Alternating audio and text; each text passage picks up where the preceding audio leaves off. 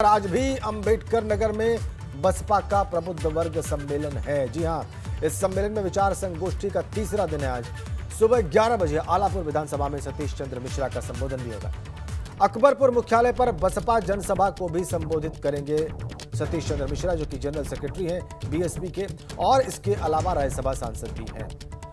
तो अंबेडकर नगर आज भी बसपा की राजनीतिक गतिविधियों का केंद्र रहेगा। अकबरपुर मुख्यालय पर बसपा की जनसभा को भी संबोधित करेंगे उनके महासचिव सतीश चंद्र मिश्रा। इसके अलावा ब्राह्मण संगोष्ठी प्रबुद्ध वर्ग के सम्मेलन में विचार संगोष्ठी का भी आज तीसरा दिन है। तो अंबेडकर नगर, जो कि बसपा का गढ़ माना जाता है, स्ट्रॉन्ग होल्ड माना जाता है, वहां पर आज बसपा की राजनीतिक गतिविधियां जारी रहेंगी।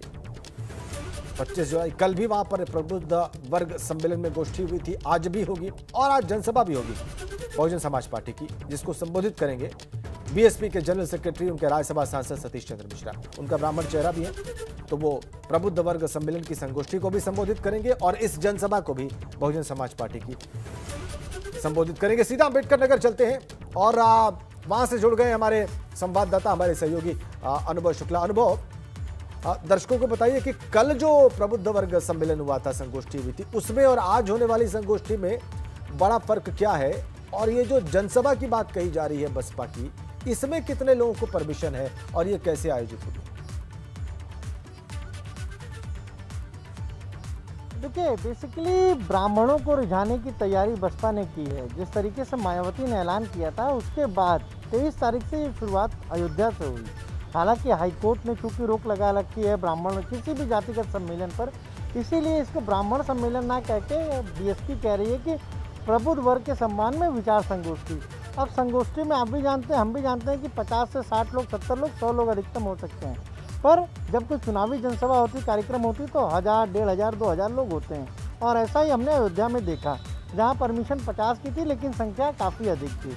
इसी तरीके से कल भी अंबेडकर नगर में जब एक विधानसभा में हुई, तो वहाँ पर भी संख्या काफ़ी ठीक ठाक थी। और आज 2 जगहों पर देखिए, एक तो जो अंबेडकर नगर में, एक जो आलापुर विधानसभा है, वहाँ पर ये प्रबुद्ध वर्ग सम्मेलन होगा, और दूसरा जो अंबेडकर नगर में ही जो मुख्यालय है अकबरपुर का, वहाँ पर एक कार्यक्रम शाम को रखा गया है। जो सांसद वहाँ के रितेश पांडे, उन्होंने उस जनसभा को रखा है, उसको भी संबोधित करेंगे।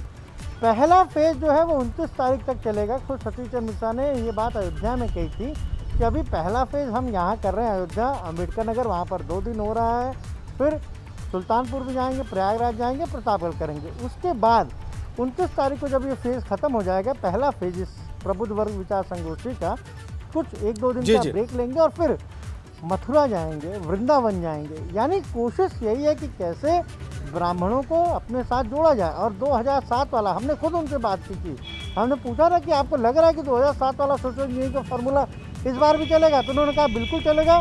अगर ब्राह्मण साथ आ जाएँ 13% और दलित साथ आ जाएँ, तो हम सत्ता में आ जाएंगे। अब बीएसपी ने ये जो ब्राह्मण पॉलिटिक्स शुरू की, उसका असर देखिए क्या हुआ। कल गुरु पूर्णिमा के मौके पर बीजेपी के तमाम जो लोग हैं, चाहे प्रदेश अध्यक्ष हो, वो कहाँ गए? मंदिर गए, गुरुद्वारे गए, मंदिरों में उन्होंने साधु संतों से आशीर्वाद लिया। जी। तो कहीं ना कहीं 2022 के विधानसभा चुनाव से पहले हमें जो सियासत है वो ब्राह्मण वोट बैंक के इर्द गिर्द होती नजर आ रही है। अनुभव, बिल्कुल ठीक कहा आपने।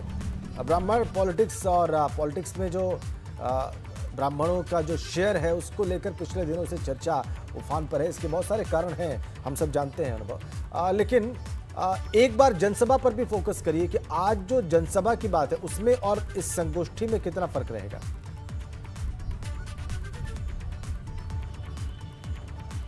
हाँ, देखिए, बिल्कुल देखिए, अलग अलग विधानसभाओं में ये पहले तो प्रबुद्ध वर्ग के सम्मान में विचार संगोष्ठी हो रही है। अब उस विधानसभा की जो जिम्मेदारी है, जो वहाँ पर संभावित कैंडिडेट हैं पार्टी के, उनको जिम्मेदारी दी गई है कि वो वहाँ पर लोगों को लाएं, खासतौर से प्रबुद्ध वर्ग के लोगों को, और उसमें भी ब्राह्मण समाज के लोगों को लाएं और उसमें शामिल हों वो लोग। इसके अलावा जो वहाँ पर जनसभा, देखिए, वो एक तरीके से पूरी तरह से वो चुनावी जनसभा है। और वो जो वहाँ के सांसद हैं, रितेश पांडे, पहले विधायक भी थे, फिर सांसद बने 2019 में, और उनकी तरफ से ये एक जनसभा रखी गई है। उन्होंने इस जनसभा को रखा है, और चूँकि मुख्य अतिथि के तौर पर सतीश चंद्र मिश्रा ही जाएंगे और वही जनसभा को संबोधित करेंगे, तो वो पूरा एक कहिए आप जो पार्टी का जो कार्यक्रम है, वो तो प्रबुद्ध विचार संगोष्ठी का कार्यक्रम है, लेकिन जब वहाँ के सांसद ने कोई जनसभा रखी है और वो मौजूद है वहाँ पर, तो जाहिर सी बात है कि इस जनसभा के जरिए भी कोशिश यही होगी कि कैसे लोगों को साथ लाया जाए, कैसे जी। अपने साथ जोड़ा जी। जाए और इसका फायदा 2022 के विधानसभा चुनाव में पार्टी को मिल सके। ठीक है अनुभव, बहुत बहुत धन्यवाद आपका। जाहिर सी बात है आप इन दोनों ही कार्यक्रमों पर नजर बना के रखेंगे पूरे दिन, हम आपसे आगे भी अपडेट लेते रहेंगे, लेकिन फिलहाल आपका बहुत बहुत शुक्रिया। 2022 यूपी विधानसभा चुनाव को लेकर सियासत अभी से गर्म होने लगी है और सूत्रों की माने तो मुख्यमंत्री योगी इस बार विधानसभा का चुनाव लड़ सकते हैं। इस बीच अयोध्या से विधायक वेद प्रकाश गुप्ता ने कहा है कि अगर सीएम योगी यहां से चुनाव लड़ते हैं तो अपनी सीट छोड़ देंगे। उन्होंने कहा कि अयोध्या में जिस तरह विकास के कार्य हुए हैं और मुख्यमंत्री वहां से चुनाव अगर लड़ते हैं तो निश्चित रूप से अयोध्या का और विकास होगा। देखिए क्या करें। लोगों के लिए, अयोध्या वासियों के लिए, पूज्य संत महतो के लिए, सबके लिए सौभाग्य की बात होगी यदि मुख्यमंत्री जी यहाँ से चुनाव लड़ते हैं, ऐसा उनका यदि कोई निर्णय है। लेकिन ये पार्टी और संगठन तय करता है कि किसको कहाँ से चुनाव लड़ना है और निश्चित रूप से यदि मुख्यमंत्री जी यहाँ से लड़ेंगे तो ये हम लोगों के लिए, सबके लिए प्रसन्नता के गौरव की बात है। अयोध्या तो ऐसे भी मुख्यमंत्री जी की प्राथमिकताओं में है, तो निश्चित रूप से अयोध्या में सब लोग इस बात का स्वागत करेंगे। संत महंत पूज्य सब अयोध्यावासी